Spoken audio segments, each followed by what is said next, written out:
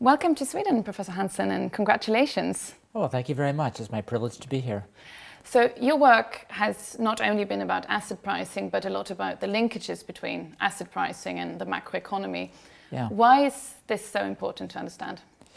Yeah, so what I think is, what I've been really fascinated with, and I think is very important, is that the interaction between what goes on in financial markets and when does financial market turbulence spill over into the macroeconomy. When does it have important social consequences to the society at large, and vice versa. When do things in the macroeconomy actually get revealed in asset markets?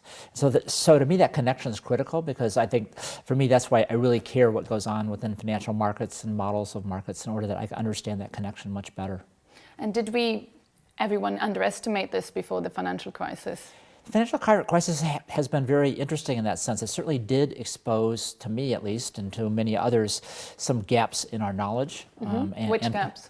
The gaps have to do with this, linkages between financial markets and the macroeconomy. There was a little bit of feeling among macroeconomists that the financial markets were basically indicators of the macroeconomy, but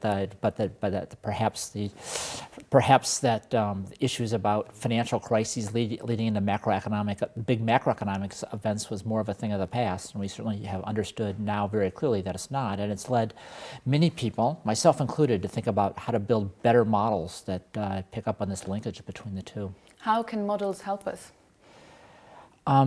So why I view models as important is that it gives a formal framework for thinking about what are good and bad policies, what are good policies that help us manage the macroeconomy, what are good ways to engage in things like financial oversight.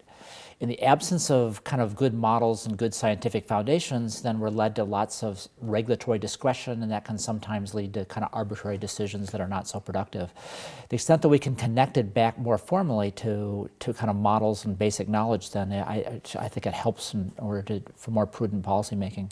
But aren't all economic models wrong in some sense? Absolutely. In fact, all models are in some sense wrong by the very definition. The challenge is to get them right along the important dimensions. All models have to abstract from something, because reality is complicated, and we have to.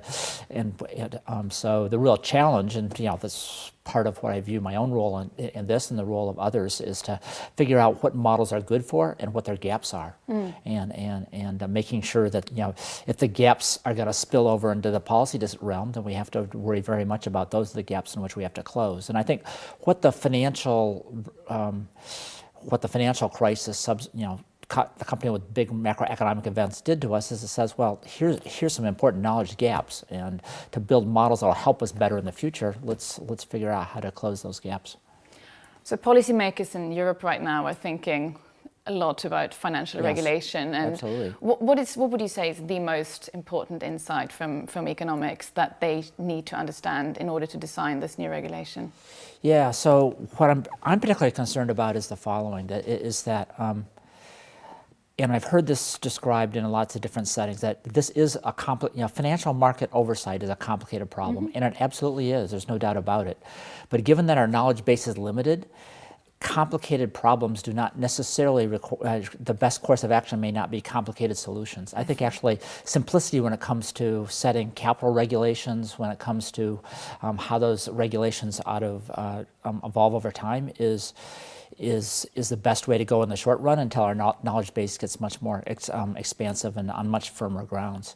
So my own view of this is we should acknowledge the limits to our knowledge, and that should show up in terms of designing regulations that are both enforceable, that are not excessively complicated, and that are transparent. Yeah, transparent. Yeah.